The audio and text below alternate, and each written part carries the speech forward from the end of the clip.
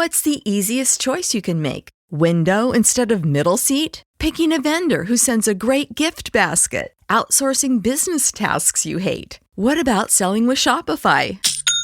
Whether you're selling a little or a lot, Shopify helps you do your thing, however you cha-ching. Shopify is the global commerce platform that helps you sell at every stage of your business. From the launch your online shop stage to the first real-life store stage, all the way to the did we just hit 1 million orders stage. Shopify's there to help you grow. Whether you're selling scented soap or offering outdoor outfits, Shopify helps you sell. Wherever and whatever you're selling, Shopify's got you covered. Sign up for a $1 per month trial period at shopify.com/try. Go to shopify.com/try now to grow your business, no matter what stage you're in. Shopify.com/try.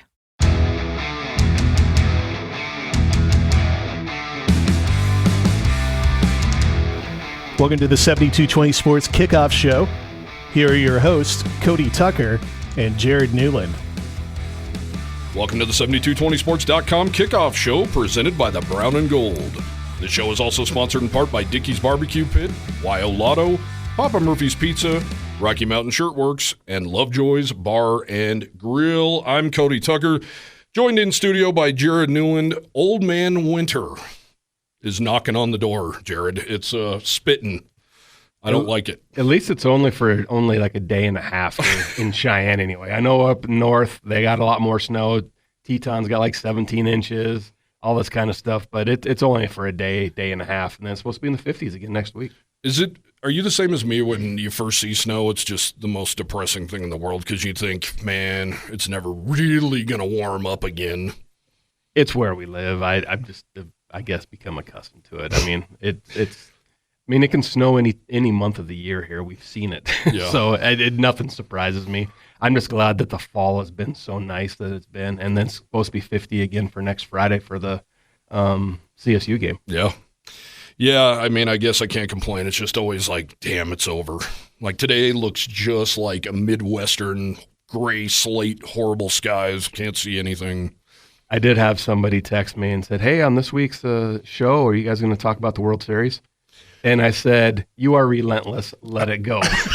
Because neither of our teams made it, so no, we're not going to talk about that. I actually have that in my notes here that last week we started the show by going, it's the greatest time of the year. Every sport's going. Our teams are knocking on the door of the World Series.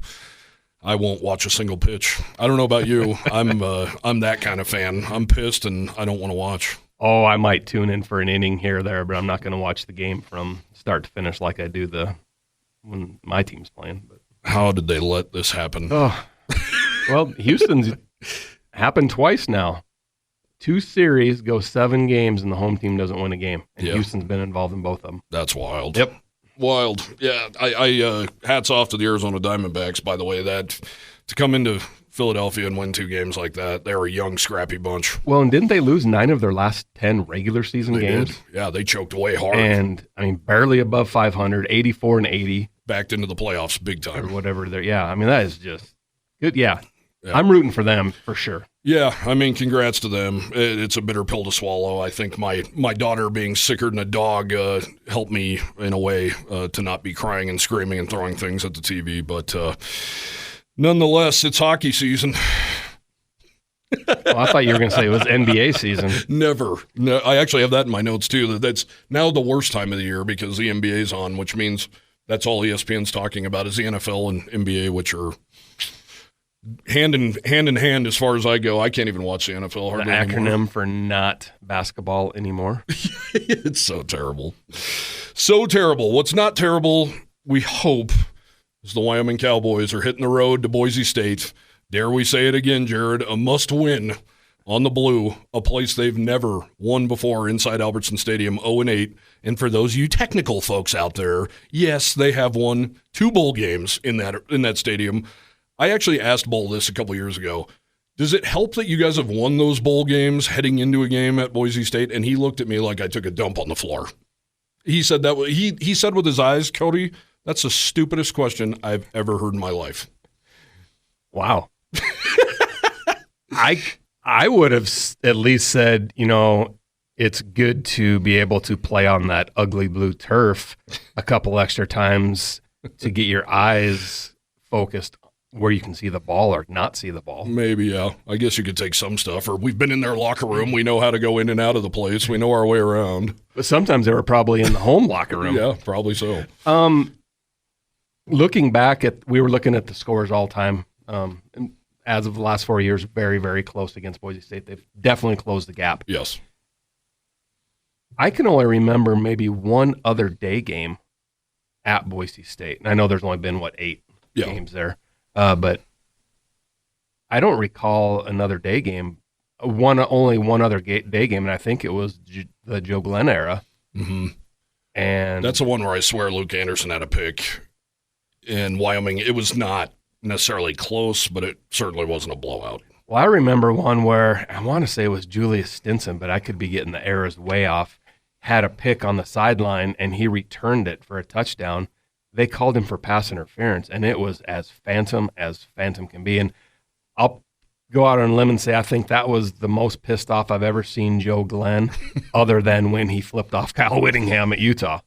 I tell you what, I had a front row seat to Joe Glenn going absolutely berserk in Logan, Utah. C.R. Davis got hit out of bounds. Oh, up against the wall. Hit the wall. Yep, and I do remember that too. I want to say I might be wrong on this, but I want to say he got 3 personal foul call, or 2 at least. 2 because he would have been tossed after the second one. So it was 30 yards worth of penalties for him going that. But maybe ballistic. Somebody else got 15 more and it was 45. It was something crazy, and Wyoming won that game.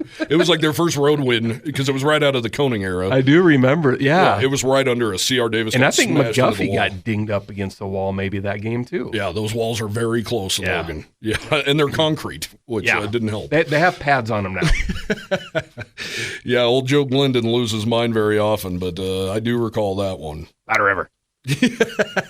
I miss that guy so much. Must win this week. Boise State, of course, coming into this one 3-4. That's a wounded team. That's a scary team. They are 3-4. They're 2-1 in Mountain West play, however. And Boise State, to their credit, they play tough non-conference games, and all they do is win in Mountain West play. They're really good. And looking at the stats this week, Jared, they're staggering at home. Craig Bull called them a different animal. Since 2011, when they joined the Mountain West, they are 62-14. 9 of those losses coming against Mountain West teams.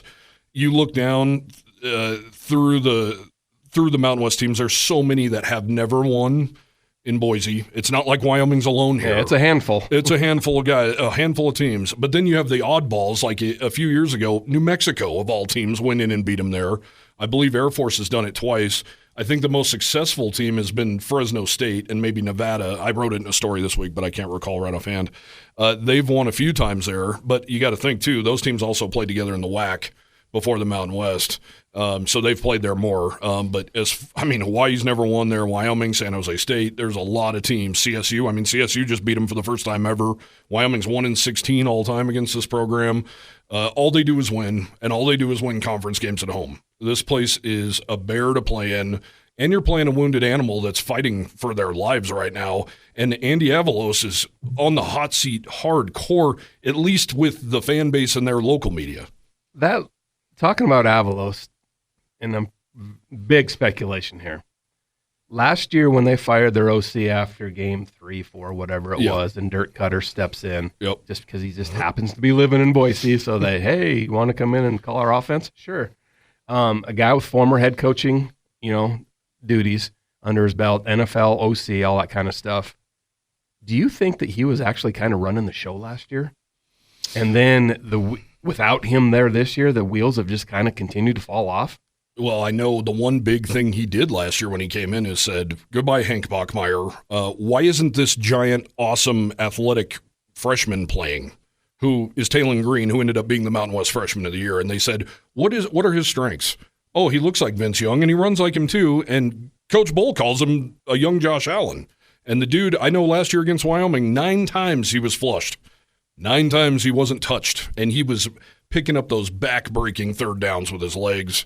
He is dynamic. And now he's a split in time. Which is, I don't understand the whole split in time thing, because the old adage is if you have 2 quarterbacks, you don't have one. Hopefully that stays true in the game against Wyoming. But I just It's almost like Andy Avalos is like Josh McDaniels. Yeah, it's a great doesn't point. have the locker room, doesn't have, and you kind of look at him on the sideline, and he's always got like a little smirk on his face, like, oh, everything's going to be fine here. And I watched that CSU game 2 weeks ago. He had this big old smile on his face, and they were up 21 points with 4 minutes to go. I guess who wouldn't? But then it just derailed. They gave up 21 points in 4 minutes to not a good CSU team. With 5 people in the crowd. Yeah. You always have to add that in there, don't you? It's true. That was the weakest crowd rush they're I think out I've ever drinking seen. craft beer at 10 o'clock at night, That's damn it. true. Yeah, you got to hit some rails in the next morning. But 2 different kind of rails probably. But really, Andy Avalos, he's a defensive coach. And that's where that unit has let this team down so badly. And I know they had to replace some guys, J.L. Skinner being a main one. But, I mean, these numbers are staggering, Jared. 126th out of 130 FBS teams in pass defense. They're allowing 304 yards through the air per game. And I know that's skewed a little bit because they got absolutely ripped by Washington in the opener. I mean, Washington threw for almost 600 yards. And Penix is only one of the top 2 odds to win the Heisman. Yeah, and Washington's just a really good team. But they got gutted. So after you come out of that game, you go, hey, it's Washington. They're on a whole new level right now. But really, back in the day, I don't think you're very scared if you're a Boise State fan going into Husky Stadium. I really don't. Back in the day. But, man, they got absolutely humbled in a hurry. So, and it's just kind of continued. Boise State has been giving up. I mean, like you just said, that comeback against CSU, it cannot happen. It absolutely cannot happen. And they got torched. I was reading some local Boise State stuff from Ron Counts, who's with the Idaho Statesman, and he said that they've given up 56, I want to say, explosive offensive plays this year. And last year they gave up like something in the 30s. That bodes well for Wyoming's tight ends. Yes. Asante, and of course Whaley. Yep, and that's 15 yards or more, and they are just getting absolutely torched in every way. And you don't see that from Boise State defenses. They're 113th overall, giving up 428 yards per game. They've given up 28 touchdowns through 7 games, and I think I can even do the math on that. They're giving up 30 points a game. That's crazy too. Yeah. You just don't see that, and we haven't been accustomed to it. No, but I can grow used to it. Like I said earlier on, Wyoming and really the rest of the Mountain West has closed the gap. Yes. With Boise State, they are no longer getting every single blue chip recruit and transfer that they could possibly get. They're just not all going to Boise State. It's more of an even playing field now. No doubt. In the Mountain West. No doubt. And you know what? We'll talk a little bit more about him as we go, but Ashton Jeanty he's all world, man. We've seen some great running backs come out of that program. Jay Ajayi and others. They're loaded at that spot. Doug Martin and Jeremy McNichols and even George Halani, who will be playing in this game. He hasn't played since that Washington game. These guys are on their top 10 list of all time running backs. And Ashton Jeanty might be their best. And the guy is averaging like 180 yards per game through the air and on the ground. I mean, he's just 181 yards per game, 124 of which come on the ground. All-purpose yards. Yeah, so he's leading the country in all-purpose yards with 1,264 of those. So, for instance, this year, we saw how bad San Diego State was last week. They lost 6-0 at home to Nevada, a team who had lost 16 straight. A few weeks ago at San Diego State, Jeanty runs for 200-plus yards, catches another 50 yards worth of balls. They scrape by beating the Aztecs in front of nobody in Snapdragon Stadium 34-31. How the hell did they give up 31 points to San Diego State's offense? Kind of says it all. I don't even know if you can call that an offense when they come out on the field. What they run. It's horrendous. I can't even watch games on TV with San Diego State anymore. Yeah, it's pain. It is. Yeah. I used to watch it for their defense. Yes, and their defense sucks now too. Yeah. No, and we've talked about it ad nauseum. They how the hell does San Diego State not find a quarterback in Southern California? And they never have. They never have. I bet if we looked at their stats right now, Kevin O'Connell's probably the best statistical quarterback they've ever had. I think it's Brady Hoke. Because if you think about the time he spent at Michigan, they didn't have a quarterback. Yeah. That I can recall anyway. You know what, too? There might be a serious Rocky Long effect happening at both New Mexico and at San Diego State. When he leaves, things go really bad really quick. And you know what? They've got themselves in a little bit of a – actually, they've got themselves in a really bad spot right now. I would love to talk to Tom Berman off the record and say, how much trouble is San Diego State's AD in right now? They were supposed to join the Pac-12. That was a complete public debacle in the offseason. Now they have a brand spanking new stadium that they cannot fill up, even kinda. Their ticket prices are outrageous. Everybody gripes about the having no overhangs and it's hot and there's even we hear it at Wyoming too. Even the lines are too long at this and the lines are too long at that. And they're not winning and it's really bad. And Brady Hoke has a huge buyout. They're a basketball school. That's what Tom would probably say. Yeah. Well, they just went to the national championship game in basketball. They're going to be fine. Congratulations. But boy, ADs are the first to tell you football drives the bus, aren't they? Oh, yeah. And basketball is really good, but give me a break. Actual cheeks in the seats this year, basketball will probably guaranteed have more people. Guaranteed. And obviously there's more games, but still. Guaranteed. Well, and Avalos too. I mean, I've been reading a lot of their local media, and a lot of people want him out, especially this 2-quarterback thing. Well, Boise State, think about everything they've done since 2001, 2, whatever, 3, 4, whatever that was, when they went to the Fiesta Bowl the first time. They are running a promotion for the game against Wyoming. They're giving away 35,000 ski passes. In a 36,000-seat stadium. Now, there are a lot of provisions to this. You have to stay for at least the first half. I believe what they're doing is putting a QR code on the video board in the third quarter to where fans can scan that QR code if they want a ticket to their local ski area. Those ski passes, even at a local place like that, they got to be valued at $60, $70.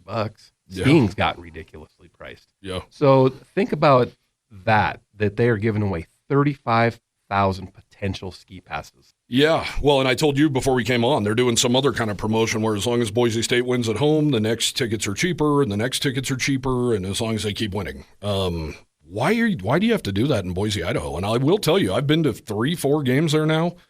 It's never full. Yeah, and it's supposedly one of the fastest growing cities in America. 500,000. There's as many people in Boise as there is in the entire state of Wyoming. And they cannot sell that stadium out. Which is not even 10,000 more seats than War Memorial Stadium. But the majority is transients. Yeah. They have no ties to Boise State, things like that. But what a bandwagon to jump on. I mean, if you're going to move to Boise, I mean, you go, man, they got good football, good basketball. They can't fill up their basketball arena at all. And I wouldn't be shocked at all if they won the Mountain West this year in basketball. Not one bit. But didn't Boise just seamlessly slide in as the absolute villains in this conference for BYU? It's gross. Well, a lot of that was because of the benefits they were given with the TV contract, yes, which I totally get. Yes. You have to do that kind of stuff. Yeah. But in all reality, I don't think Boise was going anywhere. They're geographically screwed. I don't think any other conference was really going to take them. No. At that particular time. When we saw with the Big East, Big East folded like a tent. And they're geographically screwed, for one. They're up in the middle of nowhere. And they don't have the grade. It's not an academic type of school. So it is what it is. They are in the Mountain West and they're here to stay. And you have to wonder, total speculation, of course, how Boise State couldn't have enjoyed watching San Diego State walk out the door. Because they're screwed. They're here. So you might as well get comfy. And they've done their job. They've won. They've won plenty. I mean, 2 of those 9 losses since 2011 at home were in Mountain West title games against Fresno State. And they've won in all sports. Oh, yeah. It's not just a football deal. Oh, yeah. Football got it kick-started, and then they started winning in everything. Well, and I wonder, I've asked this aloud, why has Leon Rice stayed there this long? No pressure. None. And all he does is win, man. Not when it counts, but he's pretty damn good, and he's there. And believe me, if Jeff Linder can pull some magic and get back to the NCAA tournament, he's gone. CSU, Nico Medved, gone. I mean, just flat out gone. And Boise, man, they've hung on to him forever, and they keep bringing in great football coach after great football coach, and to me, they've had a magic horseshoe up their tail for a long, long time. By the way, the Wyoming Behavioral Institute found out I was gone. They've called me 2 days in a row now, so a little concerned. No idea why the Wyoming Behavioral Institute is calling me, but I'll get back to you at some point, folks. That's Update Monday. For those of you that don't know, that's not a place you want to go to. I hear it's not very fun. If there's a time to beat Boise State, Jared, it's right now. It's right now, and it's a must-win, and it's there for the taking. And Boise State's a 5-point favorite in this one, according to Vegas. As a lifelong Wyoming person, you never think you're going to walk into Boise State and win a game. But if you do have hope, it's now. Well, they say it's anywhere from 2 to 3 points for just being at home. Yeah. Right there. The other part of it is the other 2 points or 2.5 points is probably because Wyoming's never won at Boise State. Yes. So really, this is a pick'em game. Yeah. In the eyes of Vegas. No doubt. For the most part. So I'm going to give you my pick right now. Wyoming +5. Take it to the bank.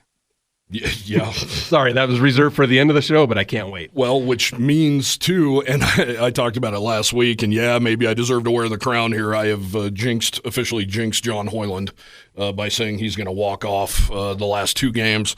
He has missed 3 in a row. Talked to him this week. There's a story on 7220sports.com. He is such a good dude and so laid back, and he's the type of guy you want as your kicker. He might be extremely important in this game. I don't want to put any more. I'm not going to give you any more walk-off predictions, but he could be extremely important. I'm going to flip that and say, no, he's not. He's going to make his extra points. He's going to make 1 field goal, and Wyoming is going to win comfortably. Ooh. Without him having to do something spectacular at the end. Okay. We'll save it for CSU then. No more. You just don't want to see that. I don't want to see it either.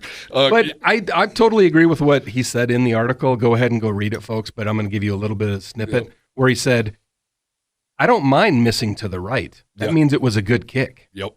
And all 3 of those kicks, they were right there. They just didn't draw in like you would see a kicker draw in a ball or a golfer draw in a pitching wedge. That's what the ball is supposed to do. It's supposed to get high and then draw back into the left. They just didn't do it. 1 hit the upright and the other 2 just stayed straight. Yeah. And he talked about, I phrased the question by saying, I know jack about kicking. Nearly everybody who's reading this story is going to know jack about kicking. Why are they going to the right? And if they're going to the left, what does that mean? And he said, then you got ankle problems, your landing foot's in the wrong spot, you're a total mess, you're out of whack. And you can't control the ball, and it turns into a knuckler instead of end over end. Yeah, I'm going to make sure that people know that you have no idea what you're doing with kicking, because I remember when you went and kicked with Cooper Roth. Oh, that was ugly. Nothing.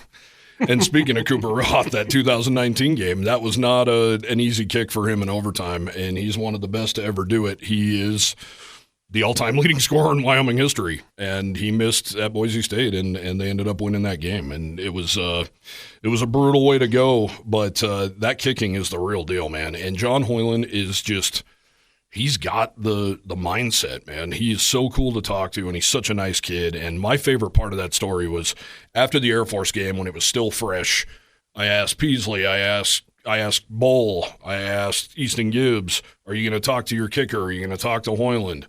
They looked at me like, dude, why would we talk to that guy? He is the best kicker in the country. We have ultimate faith in him, and we love the guy. And he does not get too high or too low, and he absolutely doesn't. And that's what you need. That's what you need out of that guy. So, yeah, let's hope it doesn't come down to him. But I have a feeling this is probably the first game that you'll ever hear me say this. I would love to see the Cowboys' first drive end in a field goal from him. Get it over with, get it out of the way, put it through the uprights, and then blow him out like Jared said you're going to do. I never said blow them out. I said it's going to be somewhat comfortable in the end. Okay, I'll take that. I'd like it to be comfortable at halftime so I can write all my stories and be done and over with. I don't want this guy from Salt Lake City calling us and asking for our jobs again.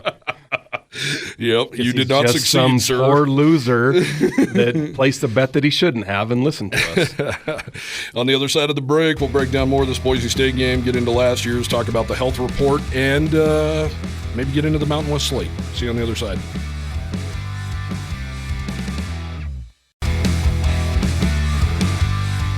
Welcome back to the 7220sports.com kickoff show, presented in part by Wyo Lotto. When the Pokes win, you win too.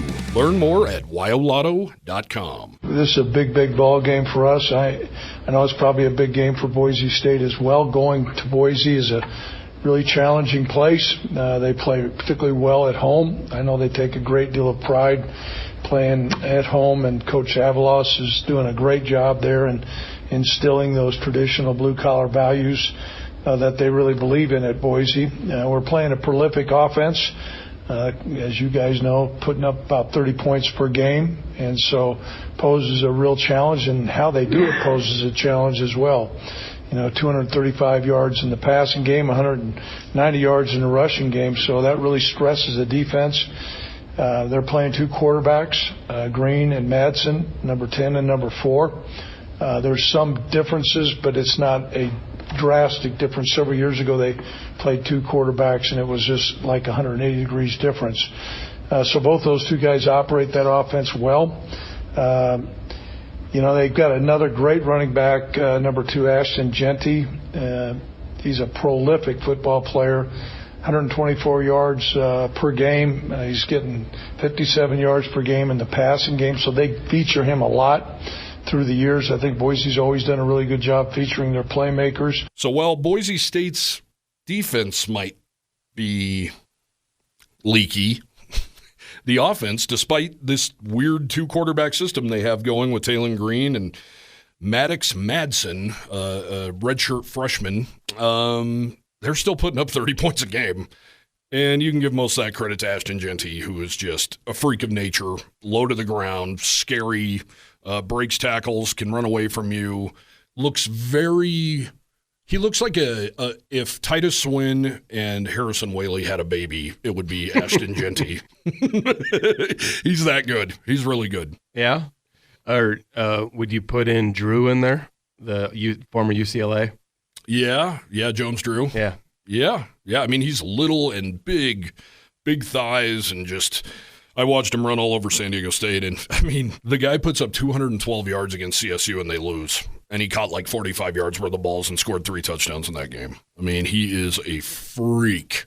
But if you can stop him, and bet your tail, Wyoming, Jay Sauvel, that's the plan this week. Limit that guy. And Wyoming, still pretty disappointed, Jared. 356 yards against Air Force in the running game.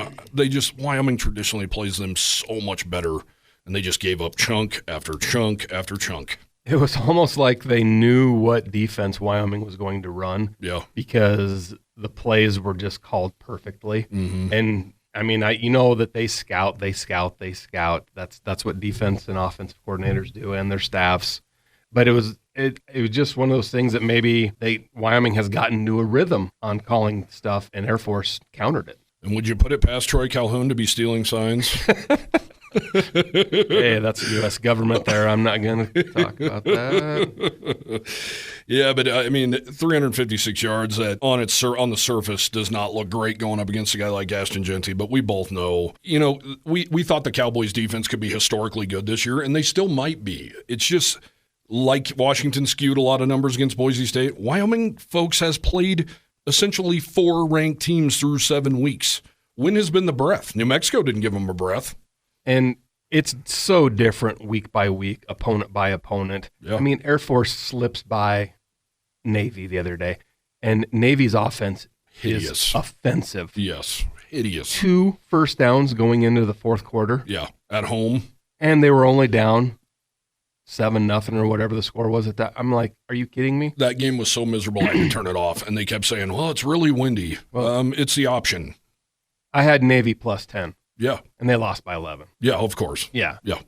That game was brutal. And we really thought Navy had a good chance in that game, and they did. If they would have done absolutely anything on offense. Anything until the last 5 minutes of the game, they would have won that game. And by the way, how about Zach Larrier and his amazing transformation and how quickly he healed from his injury that was going to keep him out for a long time, a long while, I believe Troy Calhoun said. Cryotherapy at its best, I guess. Good I don't know Lord. what the hell happened there. But did you really need to juke out Navy and say Zach Larrier might not be playing in this game? It didn't do them any good because they didn't do anything.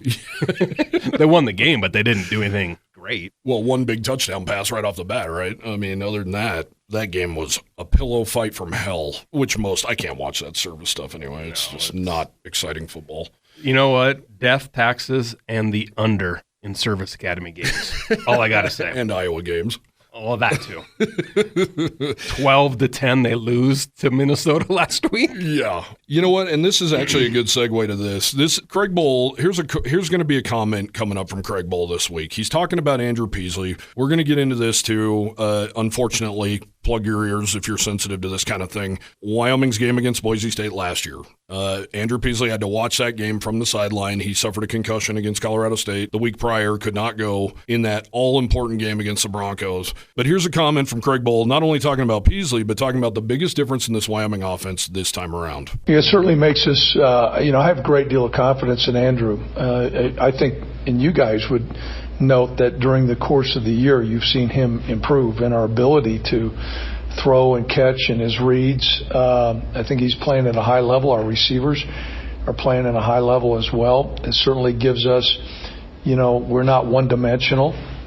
I mean, that was a big point of emphasis this offseason, and thus far, I think he's shown that he has the ability to make plays with his legs, make plays with his arm, and make plays with his head. So it's a good combination. We're excited about Andrew playing in this game, and I think he adds another element. Just like they're fairly balanced, we're not exactly balanced in those proportions, but you can no longer put 8 guys up there or 9 guys and dare us to throw.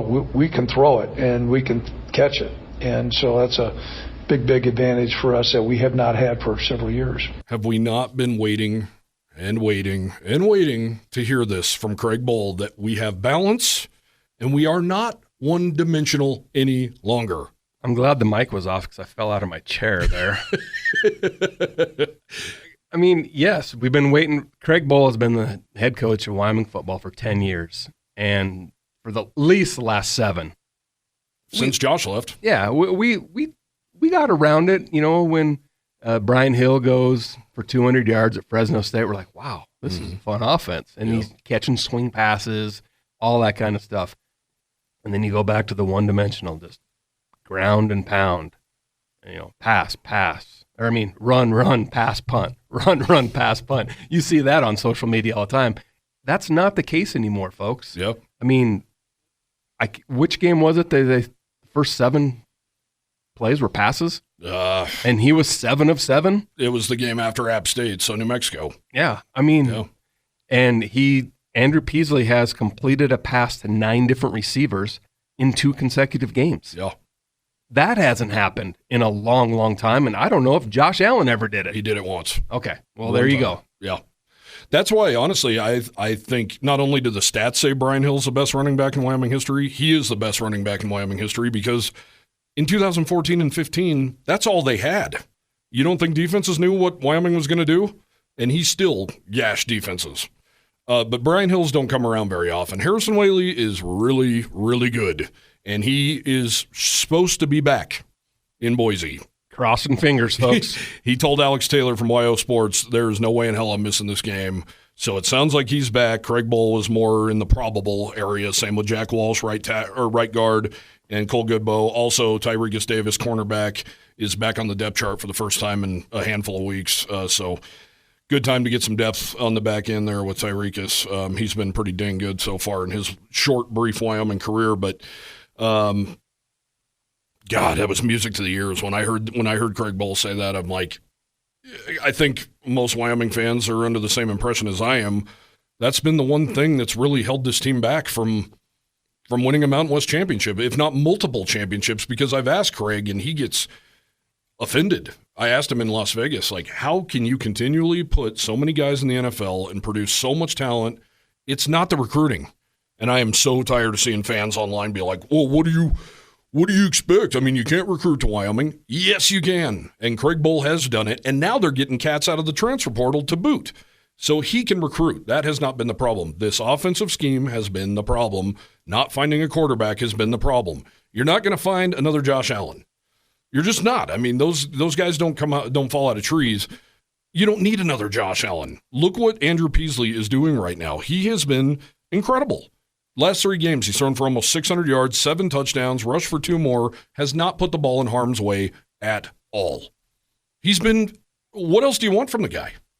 Are we pissed because it's not 400-yard games and he's not making rocket passes down the sideline, running toward the sideline across his body like Josh? I mean, he has been better than advertised. We said before the year started, if Andrew Peasley can be better than he was last year, take a step, this team's going to be really good. Here we are. And guys, he's tough as nails. Yes. He has taken some serious shots this year, comes back again and again and again and plays hurt. And to his credit, one game he probably shouldn't have played, and that was the App State game, but he did, and they won the game. So hindsight's 20/20 there. Yeah. But if he continues to have the same games that he's had the last 3 weeks, this Wyoming team, there's a very good chance that they're 9-3, 10-2 at the end of the year, playing for a Mountain West championship, and he might be up there for Player of the Year in the conference. No question. I have absolutely nothing against Evan Swoboda. I think he's going to have a nice career. He's a good player. He's a really good player. I really like him, but the love for him for one showing at Texas compared to what Andrew Peasley's done over his career at Wyoming is insanity to me. It's truly insanity. You want to bench a guy who's 12-5 in his career at Wyoming, and losing to Air Force certainly wasn't his fault. So I don't get it, man. I've never understood the Peasley hate. I think just getting out, coming out of the gate with that clunker at Illinois, really, I think it really, because you were expecting something different. I mean, the Cowboys came out, Craig Bohl came out with the help wanted ad on social media, and then they land Andrew Peasley and he throws for 30 yards in his first game ever in a Wyoming uniform. That was tough to swallow, but man, think about his progression since that day in Champaign. He's a great football player, and he's a dog, and we talk about it every week, but you can't understate it, man. His respect in that locker room is second to none. And I really think that it's not just the respect in Wyoming's locker room. I think the Utah State players still respect the heck out of him. Jordan Love just hooked him up with tickets to a Broncos game. I think he stays in touch with a lot of guys, and he is well-liked, he is beloved, and I'm glad that he is a Wyoming Cowboy. Me too. That's all there is. Leave him alone. Damn it. Last year, this game could have been a lot different if Andrew Peasley plays. Hate to even bring it up, but, Jaden Clemens stepped in. God bless him. I wrote about it, and I put a Throwback Thursday out there today because Jaden Clemens came out after that game and stood behind the podium. He certainly didn't need to. He was 3 of 16 for 30 yards, 3 interceptions, including an absolute killer at the end with the Cowboys inside Boise State red zone with 30 seconds to go. And he came and he took the bullets. And then this summer, I asked to talk to him, and he knew damn well what we were going to talk about.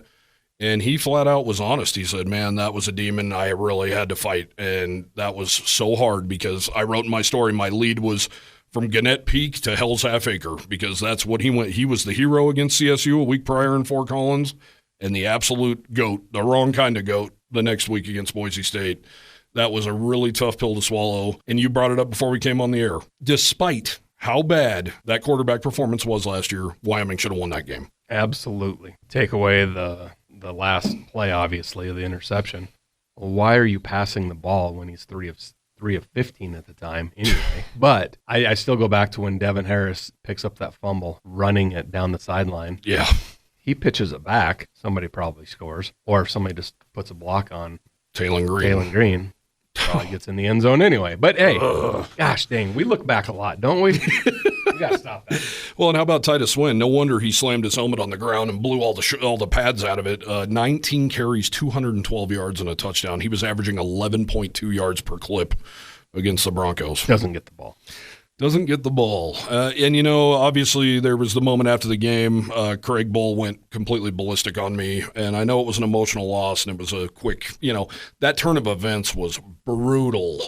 But really, was there any other question at that point, Jared, that anybody should have asked other than what were you guys thinking, letting a guy who's had such a bad day throw a ball into the end zone like that into double coverage? It's not when you make $2 million. No. You have to answer those questions. And he was hopping pissed. And you know what? I get it. But, man, you can't – my question was literally whose decision was it, or how do you guys come to a decision as a coaching staff to put the game in the hands of a guy who's completed 3 balls to his own teammates this day and completed 3 balls to the other team this day? And he was hot to trot after that. I get it, but it's true. To me, it was the only question. And you know what? To Craig Bohl's credit, on Monday when we met with him again, he goes, hey, I've calmed down. Here's the answer. We were beat up. We had so many guys injured, which we saw the next week at Fresno State. Half the roster wasn't with them. We were so beat up, we didn't think we could hang with them in overtime. Okay. All right. Well, so we went for the kill shot. Okay, I get it. And really, we all know Clemens should have thrown that ball out of bounds. Nobody knows that better than Jaden Clemens. And God bless him. I could not believe when I saw him come out and stand behind the podium. And I have the ultimate respect for Jaden. Jaden's a guy who, talk about an unsung hero, and he would have been my unsung hero last week if Wyoming pulls that win off against Air Force. He's the guy running the scout team. He's the guy mimicking Air Force's offense in practice, and he's done it before, and he's done a great job. So, God bless that kid. He is tough as nails. He's just, that was brutal. That was just brutal. And you know what? I asked him to, because remember, he got in on a few plays in the Arizona Bowl. And I'm like, don't you wish they would have let you throw the ball just one time? Just one completion. His last throw in a Wyoming uniform was that pick to J.L. Skinner in the end zone. And he may not ever have another one. Yeah, probably not. If he has another one, Wyoming's in trouble. I mean, and that's nothing bad against Clemens. They're in trouble. So enough of memory lane there. That was a hard one, but it goes back to your point that Wyoming has absolutely closed the gap. Now or never, they have to win this game, and they have to get rid of this curse in Boise. And, it's there for the taking. It absolutely is. Yeah, if it's any year you're going to do it, this is wide open. Yep, no doubt about it. I do want to go back to the Air Force game real quick. Yeah. I know last week I mentioned that I reached out to the Mountain West office, and I did not hear back from them regarding the fumble. Here's their response. All fumbles are reviewable. The play you referenced was reviewed by the replay official in the booth and those in the ROC, which is the Replay Operations Center in Dallas. They did not have indisputable evidence to change the ruling on the field. A coach can, if he has a timeout, challenge any ruling that is reviewable. The coach can also call a timeout in hopes of a longer review time, but once again, all plays are reviewed. Craig, you should have used your timeout in that situation. And he had 3. Because he probably went home. Well, yeah, he went home with them. Yeah, I mean, at least one of them. Well, they were. That was the first drive of the third quarter. Yeah, and there was only 4 minutes to go in the third quarter. Yeah. And the second one was regarding your second question, the cheese being thrown on the field by the cadets. As soon as the officials are notified or see fans throwing things on the field, they go to the game management. They give the home game management an opportunity to clear it up. And if it continues and is recognized by the officials, it would draw a penalty from the home team. Well, it continued that game and continued and continued. So the officials and the game management both need to do a better job at Air Force. Let's put that game behind us until Wyoming has the opportunity, hopefully, to play them again. Well, to me, yeah, Craig, for lack of a better term, fumbled that one. He really did. And I asked him about it after the game, and he just said, it obviously wasn't a fumble or they would have picked it up because they review every play, and he even said they review it in Dallas. He dropped the ball on that for sure. And another thing we've talked about, I think Cole Goodbow is the one that came up with the clean fumble recovery. He needs to do a better job of selling it. He needs to absolutely jump up and down and throw a fit.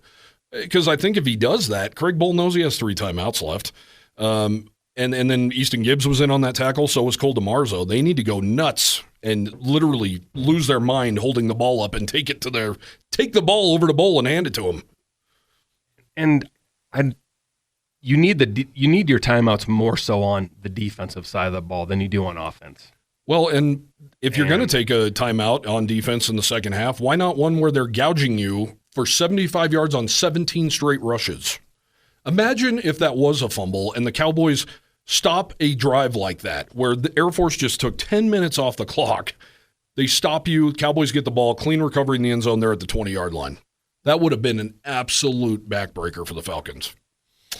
And it just didn't happen. So, I would say Bohl has some serious responsibility in that. Yeah, you can tell Cody and I are still bitter about the Air Force loss. I hope the players have gotten over it because I certainly have not. Let's run down the some games this week. Well, Wyoming is the first game today against Boise State, and then the rest are all night games. Number 19 Air Force in Fort Collins against the Sheep. Air Force is 14-point favorites. I think CSU keeps it closer than that, and I don't want to say I'm rooting for them, but I'm not going to be object to them winning that game. Me neither, and I feel like CSU is one of those weird teams that's just going to pop off some stuff they shouldn't, and which maybe they already blew their magic dust against Boise State. But I'm going to predict that Torrey Horton does have a return for a touchdown tonight, though. He is an absolute stud. New Mexico, the 3-4 Lobos at 1-6 Nevada. Nevada favored by 1. How about that game, though? Two teams coming off a win last week. I'm actually intrigued by that game, and I'm being serious. And New Mexico, legitimate shot of making a bowl game. They're 3-4. They win this game. I hope they do. I'm a huge Danny Gonzalez fan. I'm also a huge fan of watching Nevada get off the mat, especially against San Diego State. 2 6-1 teams. Who would have thunk that we would have said this on October 28th? 6-1 UNLV, 3-0 in the Mountain West at 6-1. 2-1 Fresno State. Big game in the Mountain West. Nobody would ever predicted that. I put the cart way in front of the horse as I was pulling up to the studio today. I was talking to my mom because my parents just got tickets in Vegas for the game. And I said, man, this could potentially be a top 25 matchup when Wyoming plays at UNLV. If they can find a way to beat Fresno State and Wyoming can beat CSU, Boise State, I know. We've said that Air Force didn't play anybody before Wyoming. Look at UNLV's schedule. I know. They have played nobody. Exactly. Other than Michigan. Yep. Who probably was stealing their signs. Who knows? And then San Jose State. Man, they're just not good this year. At Hawaii in Honolulu. San Jose State's going to roll. That's the last chance saloon, folks. San Jose State minus 10.5. Take them to the bank. Absolutely. Well, another fun Mountain West weekend on tap. All we care about is the one on the blue. I know you've kind of already given us your prediction that it's going to be an absolute blowout. What are you really thinking of a final score today? I'm going to stick with my actual picks that were released earlier this week. 27-20 Pokes, and only one field goal in there. I need to look back. And it's not the game winner. I don't even remember what I said. I do feel good about the Cowboys in this game. I think that they're mature. I think the leadership's really good. You said 34-27. 34-27. Yeah, give me 34-27 Cowboys. I think they're going to win this game. I really do. I feel good about them. I feel good about getting that Air Force taste out of their mouth and making the border war really big. And I would love to see CSU beat Air Force and come into that Wyoming game with some mo too, and just see that be a really good game, because I still want to see it to where the border war is the biggest game in the Mountain West every year, and that has not been the case since the late 90s. So since the WAC days. Meaningful football in November, folks. Yep, absolutely. This has been the 7220sports.com kickoff show presented by the Brown and Gold. The show is also sponsored in part by Dickey's Barbecue Pit, Wyo Lotto, Papa Murphy's Pizza, Rocky Mountain Shirtworks, and Lovejoy's Bar and Grill. Thank you for joining us. For Jared Newland, I'm Cody Tucker. Stay tuned for Wyoming football next, right here on KOWB.